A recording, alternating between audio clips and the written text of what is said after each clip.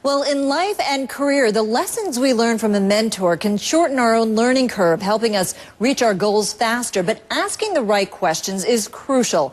Valorie Burton, author of Why Not You? 28 Days to Build Authentic Confidence, takes us inside the 5 questions you should ask a mentor in today's Reclaim Your Career segment. Advice from mentors or someone who's been there, done that, could prove invaluable. So, Valorie, there are 5 questions. The first question, which is crucial, is what is the best decision you ever made? Yeah, the best decision. So, you know, some people have a mentor, some people are just around people that they need to learn from. And so you always want to be able to ask those insightful questions.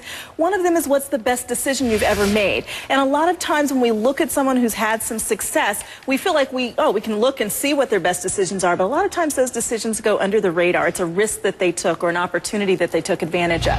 And it may even be a job that they didn't think was going to be worth anything, that allowed them to make contacts that led them to the next stage. Okay. So another question, what is the worst decision you ever made? So this is a really good one, because we've all made bad decisions, and this is one that you want to learn from because you can avoid the same mistake. So you always want to know what was it that happened, and what would you do differently if you could go back. Okay, and so for example, maybe one of the worst decisions was not taking the risk you thought you should have taken. That's right. Okay, so regret, that's never a good thing. Yeah. The third question, what is the one thing you wish you had known then? Right. So when you started, what do you wish you would have known? This will shorten your learning curve more than anything else. If you can ask them, if you were in my shoes, especially if you're starting out or you're early in your career, what would you have done if you had known better? And so you want to be able to shorten your learning curve. It's a great question to ask. Okay.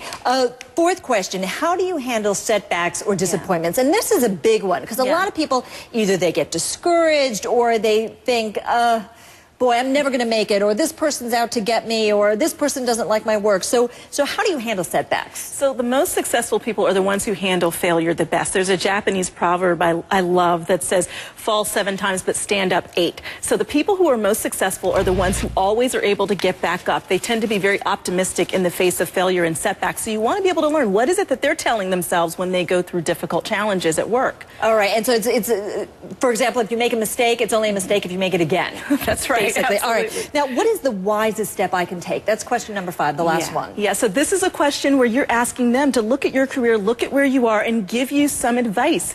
And you need to be able to take that constructive feedback. That's one of the best things you can learn to do to advance your career. So when you get feedback that you might not like, you know, say, is there a grain of truth in this? How is it that I can move forward despite the fact I might not have liked hearing that feedback? Because it's usually that feedback that can help you move forward. So it's really taking a negative and turning it into a positive. Absolutely. All right, Valorie Burton, always a pleasure speaking with you and getting all your insights as to how to make things better in the workplace. Thanks so much. Thanks so much, Deborah. All right.